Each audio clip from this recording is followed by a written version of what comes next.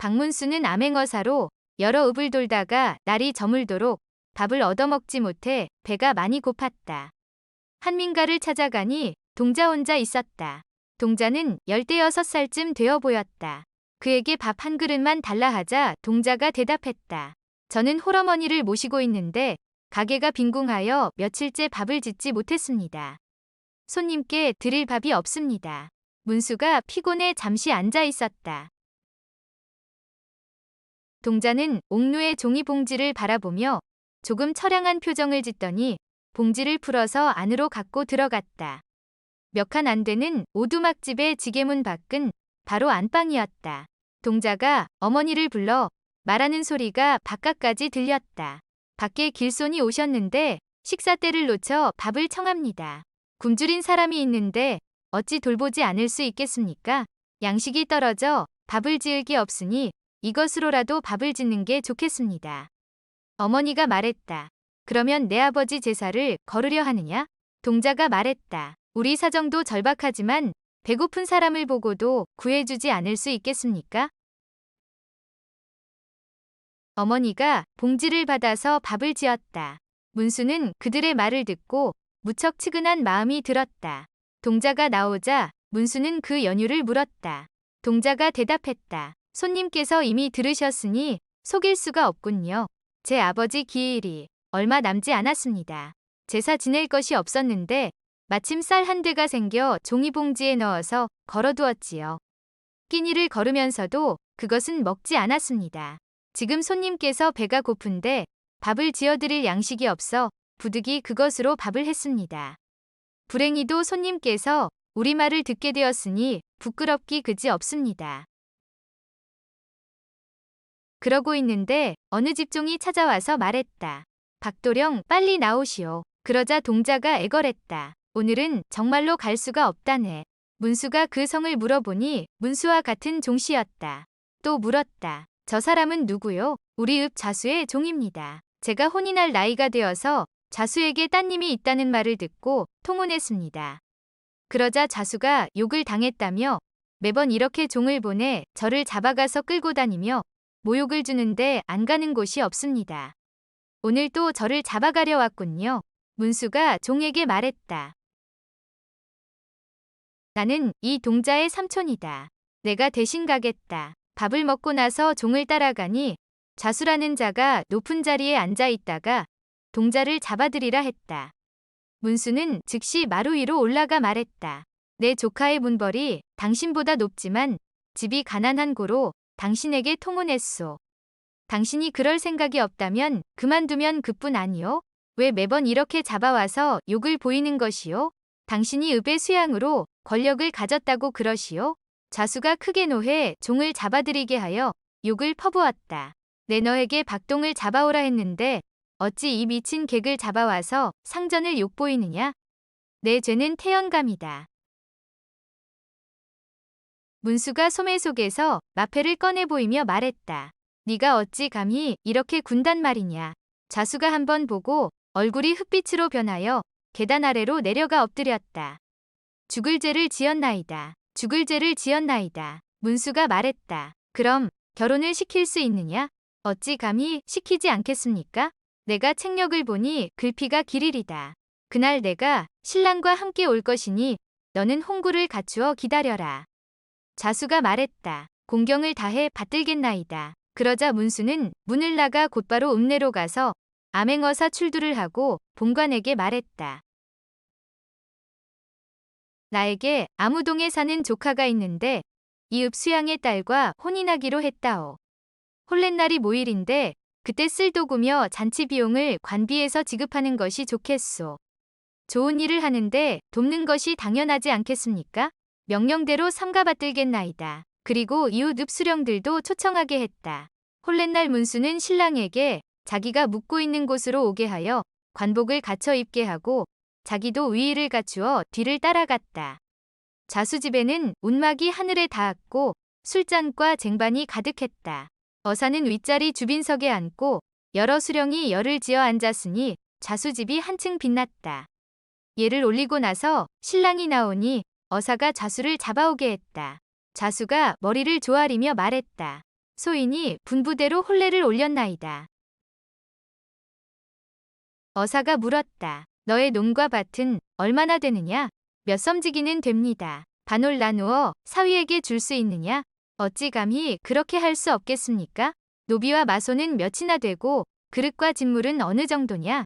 노비는 몇 명, 마소는 몇 필, 그릇은 몇 건, 진물은 몇 개 있나이다. 사위에게 그 반을 줄 수 있느냐? 어찌 감히 그러지 않겠습니까? 어사는 좌수에게 문기를 작성하게 했다. 그리고 증인으로는 먼저 어사 박문수라고 자신의 이름을 쓰고 다음으로 본관과 모모 의배원의 이름을 나란히 쓰고서 마패를 눌러 찍었다. 그러고는 다른 고을로 떠났다.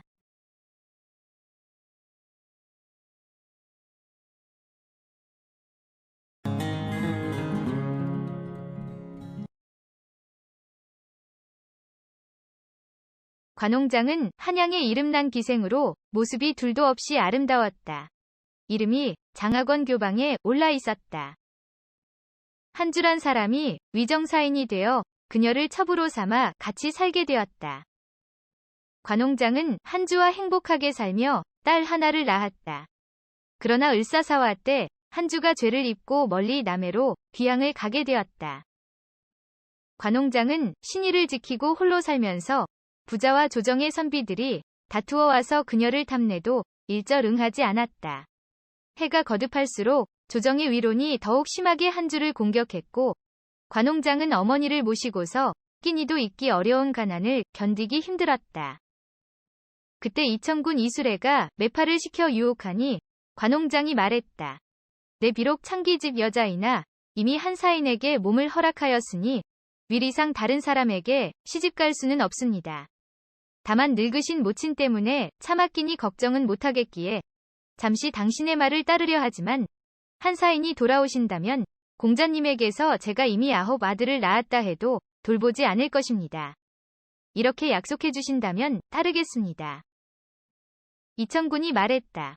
네, 약속하겠네. 이천군 집에 20여 년을 살면서 자녀도 많이 낳았는데 20여 년이 지나서야 한주가 비로소 사면되어 돌아왔다. 관홍장은 한주가 돌아왔다는 말을 듣고 이천군과 헤어지고 이천군 집안에서 생산했던 모든 것을 버려두고 위복과 경대만 가지고 갔다.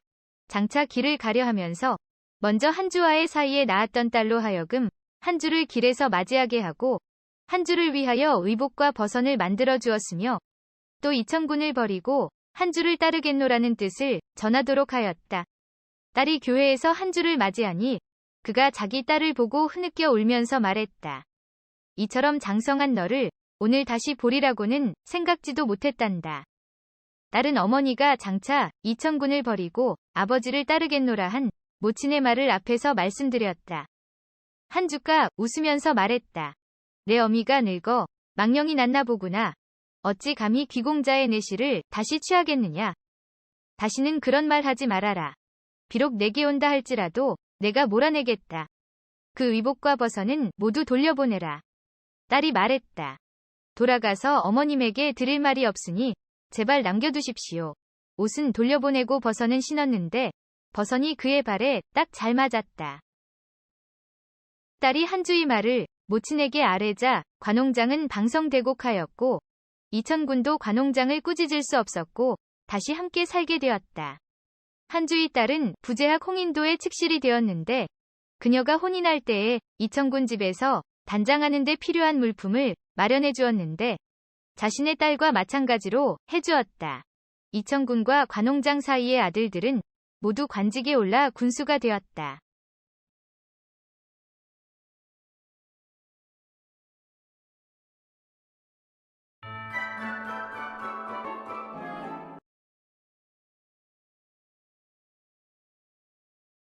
담양의 서리 오아무개가 마을에 일이 있어 순천 지방을 지날 때였다.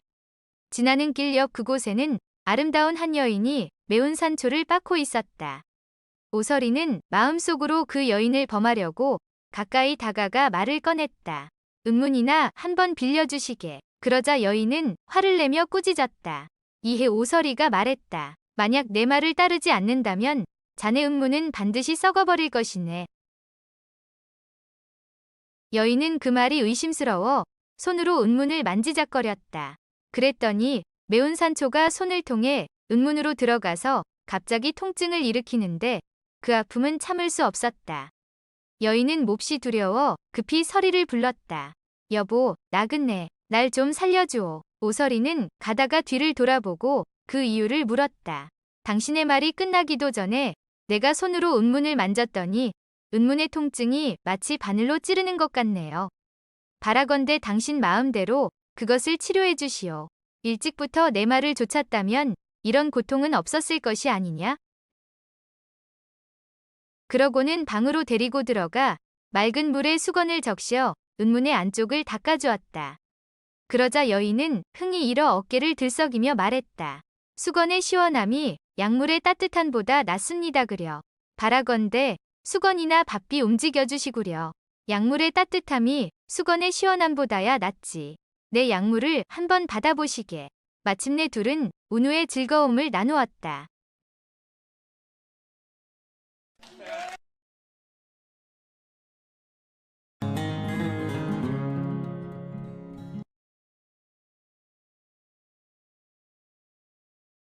매화는 곡산 기생이다. 한 늙은 재상 어윤겸이 순사가 되어 곡산에 행차했을 때 그녀를 보고 사랑하게 되었다.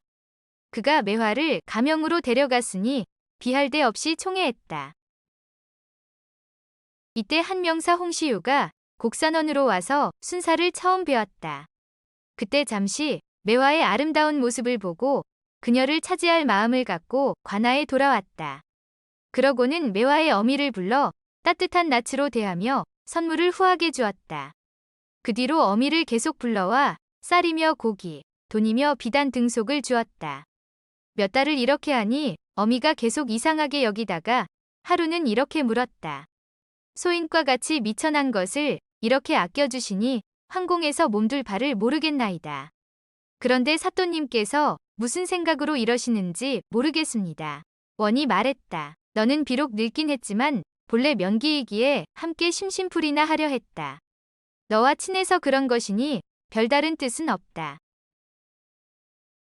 하루는 늙은 기생이 또 물었다. 사또님께서는 분명 소인에게 원하는 것이 있어 이처럼 정답고 친절하게 대하시는 거겠지요. 어찌 분명하게 말씀해 주시지 않습니까? 소인이 입은 은혜가 망극하니 설사 끓는 물속이나 불속으로 들어가라 하셔도 피하지 않을 것입니다.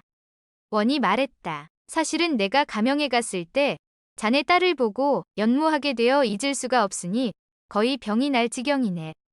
자네가 좀 데려와서 한 번이라도 다시 보게 해준다면 죽어도 여한이 없겠네. 늙은 기생이 웃으며 말했다. 그건 일도 아니지요. 왜 일찍 말씀해 주시지 않았나요? 마땅히 데려오겠습니다. 어미는 집으로 돌아와 딸에게 편지를 썼다.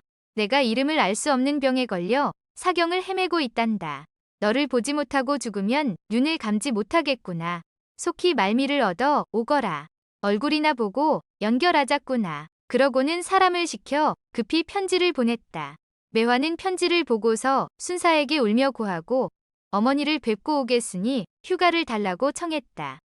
순사는 허락하며 노자를 넉넉히 주었다. 매화가 오자 어미가 그간의 일을 이야기해 주었다. 그리고 매화와 함께 관아로 갔다. 그때 원은 나이가 겨우 30살쯤이었는데 풍채가 좋았고 순사는 늙고 취했으니 둘은 신성과 범인처럼 달랐다. 매화도 원을 한번 보고 연모의 마음이 일어나 그날부터 잠자리 시중을 드니 두 사람의 정이 흡족했다. 한 달이 지나 휴가 기한이 차니 매화가 해주로 돌아가려 했다. 원이 미련이 남아 차마 그녀를 보내지 못하고 말했다. 이제 한번 이별하면 다시 만날 것을 기약하기 어려우니 장차 어찌하면 좋단 말이냐. 매화도 눈물을 흘리며 말했다. 첩은 이미 사또님께 몸을 허락했습니다. 제가 가서 몸을 빼내 돌아올 계획이 있습니다. 반드시 곧 돌아와 사또님을 모시겠습니다. 매화는 출발하여 해주 가명에 도착했다. 들어가 순사를 뵈니 그는 모친의 병이 어떠한지 물었다. 매화가 대답했다. 병세가 의독했지만 다행히 좋은 의원을 만나 차도를 보았습니다. 그러고는 전처럼 동침하는 방으로 향했다. 10여일 뒤 매화가 갑자기 병이 든 듯하더니 먹고 자지도 않고 하루 종일 신음만 하며 시간을 보냈다. 순사는 걱정이 되어 의원을 부르고 온갖 약을 써보았지만 효험이 없었다. 매화가 누워서 보낸 지 열흘이 지났다. 하루는 매화가 갑자기 일어나 헝클어진 머리에 때 묻은 얼굴을 한 채로 박수를 치고 발을 구르며 미친 듯 소리를 지르고 웃다가 통곡하고 동원 마루 위로 뛰어다니며 순사의 이름을 함부로 불렀다. 사람들이 그녀를 말리려 하면 발로 차고 입으로 물면서 가까이 오지 못하게 하니 완전히 미친 병이었다. 순사는 깜짝 놀라서 그녀를 동원 밖으로 내보냈다. 그리고 다음 날 묶어서 가마에 태워 집으로 돌려보냈다. 매화가 미친 채한 것이었다. 매화는 집으로 돌아온 날 곧바로 관아로 들어가 원을 만나서 그간의 사정을 이야기하니 원이 그녀를 협실에 머물게 하는지라 사랑이 더욱 두터워졌다. 두 사람이 이렇게 살고 있는데 소문이 점점 퍼져나가 순사 역시 그 소문을 들었다. 그 뒤 곡산원이 가명에 갔는데 순사가 물었다. 곡산 기생 중 가명 기생 노릇하던 사람을 병 때문에 집으로 돌려보냈다. 요즘 그녀의 병이 어떠한지 가끔 불러보는가? 곡산원이 대답했다. 조금 차도가 있다고 합니다만 제가 가명의 수천기생을 감히 불러볼 수 있겠습니까? 순사가 비웃으며 말했다. 나를 위해서라도 모쪼록 잘 지켜주게나. 곡산원은 그 사정을 알고서 말미를 얻어 상경했다. 그리고 한 대관을 사주해 순사를 탄핵하여 파직시키고 매화를 데리고 살았다. 그는 임기가 끝나자 매화와 함께 한양집으로 돌아왔다. 병신년에 조정에서 국정농락 옥사가 일어나자 전 곡산원은 연루되어 옥에 갇혔다. 그의 처가 울면서 매화에게 말했다. 주인이 이제 이 지경에 이르렀으니 나는 이미 결정한 바가 있지만 너는 젊은 기생이니 여기에 머물 필요가 있겠느냐. 집으로 돌아가는 것이 좋겠구나. 매화가 울면서 말했다. 천첩이 영감님의 은혜와 사랑을 받은 지 오래되었습니다. 번화한 때에 더불어 편안히 즐겼는데 오늘 이런 일을 당했다고 어찌 배반하고 집으로 돌아가겠습니까? 저도 따라 죽겠습니다. 며칠 뒤 죄인이 맞아 죽었다는 소식이 들렸다. 그러자 처가 목을 메어 죽었다. 매화는 처를 염하고 입관해 주었다. 죄인의 시신을 내어주자 그녀는 다시 치상해 부부의 관을 선영 아래에 합장했다. 그러고는 묘 아래에서 자결해 그 뒤를 따르니 그녀의 절개가 빛났다. 처음 순사에 대해서는 꾀를 써서 벗어나기를 도모했고 그 후 본읍원에 대해서는 절개를 지켜 위에 따라 죽었으니 전국시대의 예양과 같도다.